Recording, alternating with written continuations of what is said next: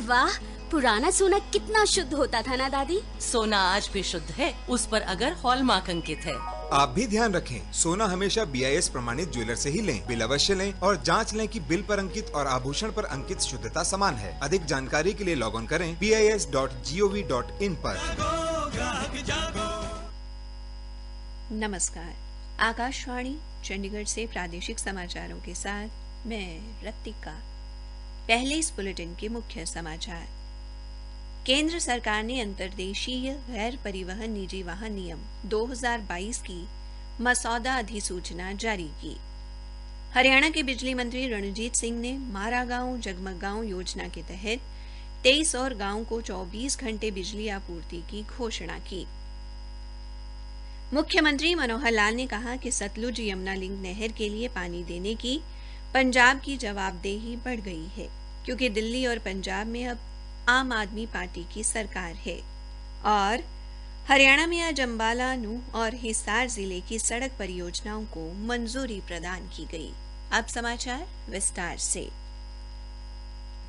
केंद्र सरकार ने अंतर्देशीय गैर परिवहन निजी वाहन नियम 2022 की मसौदा अधिसूचना जारी की है।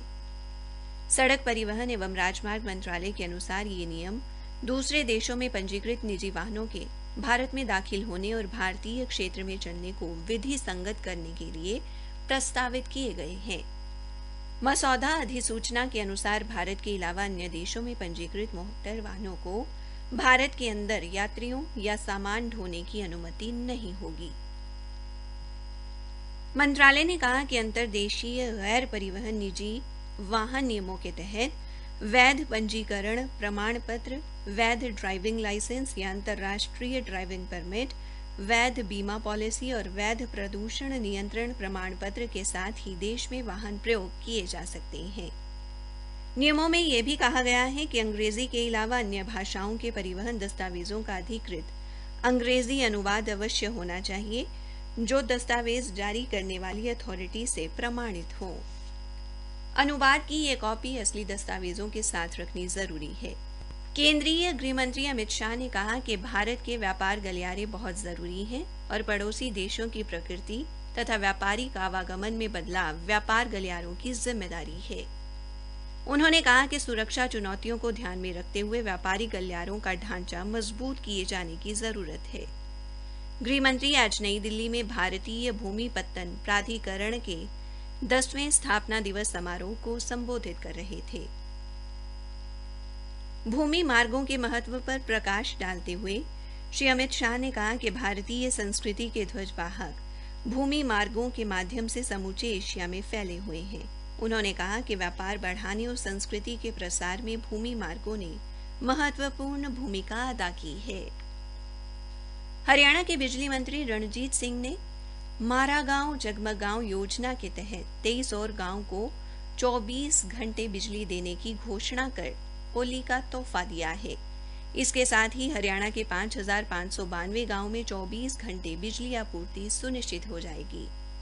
उन्होंने बताया कि 115 गांव के इस योजना में शामिल होने के साथ प्रदेश में 24 घंटे बिजली आपूर्ति वाले गांवों की संख्या 5,592 हो जाएगी।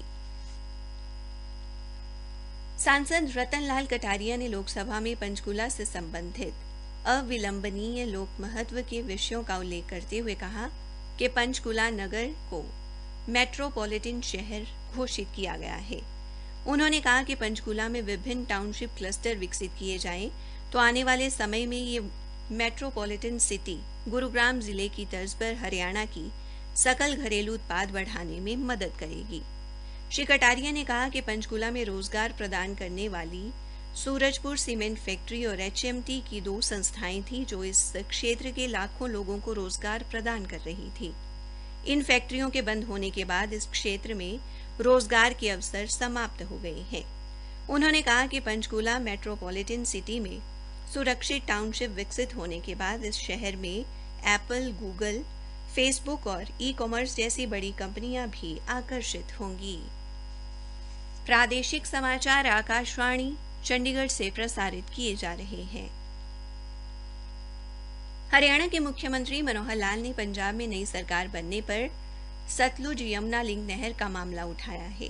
उन्होंने कहा कि पंजाब की नई सरकार की अब दोहरी जवाबदेही है, क्योंकि हरियाणा ने पंजाब से पानी लेकर दिल्ली को देना है।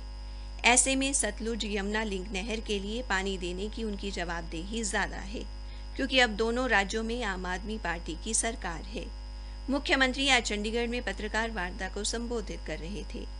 बजट संबंधी पत्रकारों के सवाल का जवाब में मुख्यमंत्री ने कहा कि पंजाब सरकार को अब सोचना पड़ेगा जब कुछ दिनों में उनके प्रदेश का बजट पेश होगा। उन्होंने कहा कि राज्य का कुल राज्य घरेलू उत्पाद का डेबिट अनुपात 48% है, जबकि हरियाणा का महज 24.98% है। एक अन्य सवाल के जवाब में मुख्यमंत्री ने कहा कि दिल्ली की हरियाणा से तुलना नहीं हो सकती। दिल्ली में लगभग 1100 सरकारी स्कूल होंगे, लेकिन हरियाणा में 15,000 सरकारी स्कूल हैं। वहीं उनके यहाँ खेती की जमीन हरियाणा की तुलना में बेहद कम है, जबकि हरियाणा में 80 लाख एकड़ भूमि कृषि योग्य है।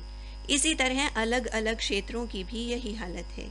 इसलिए दिल्ली की तुलना हरियाणा से नहीं की जा सकती, बल्कि हरियाणा की तुलना पंजाब से जरूर की जा सकती है।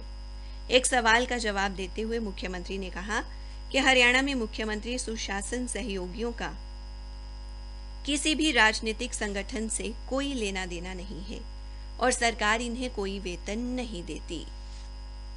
हरियाणा के मुख्य सचिव संजीव कौशल की अध्यक्षता में आयोजित बैठक में अंबाला जिले के घस्तीपुर क्रॉसिंग से टांगरी नदी बांध पर सड़क, नूंह जिले के गांव मानकी से जोगीपुर हथीन रोड की सड़क निर्माण योजना व हिसार जिले के नन्यौली कलां से दुर्जनपुर परियोजनाओं को मंजूरी प्रदान की गई। मुख्य सचिव आज चंडीगढ़ में ई भूमि पोर्टल के माध्यम से खरीदी जाने वाली भूमि के प्रस्तावों बारे सचिवों की समिति की बैठक की अध्यक्षता कर रहे थे। मुख्य सचिव ने प्रदेश में सड़क तंत्र को सुदृढ़ एवं मजबूत करने के अलावा नई सड़कों के निर्माण को लेकर संबंधित उपायुक्तों को भूमि अधिग्रहण के कार्यों को व्यक्तिगत स्तर पर लोगों से बातचीत कर निपटाने के निर्देश दिए।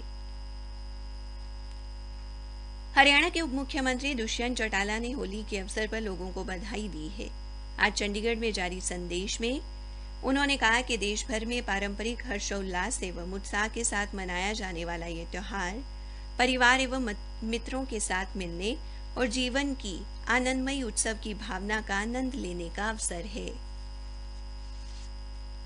गृह एवं स्वास्थ्य मंत्री अनिल विज ने प्रदेशवासियों को होली की शुभकामनाएं देते हुए यह त्योहार शांति और सौहार्द के साथ मनाने की अपील की।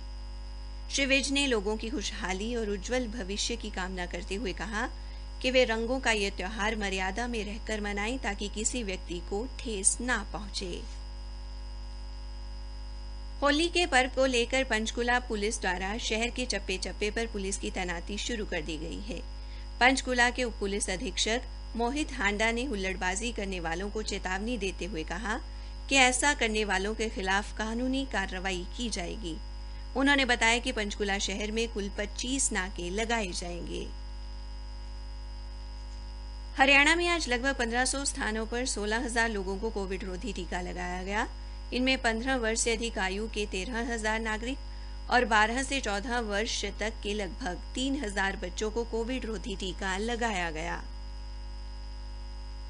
भिवानी जिले में महिला एवं बाल विकास विभाग द्वारा पोषण अभियान योजना के तहत 21 से 27 मार्च तक स्वस्थ बालक बालिका प्रतियोगिता का आयोजन किया जाएगा।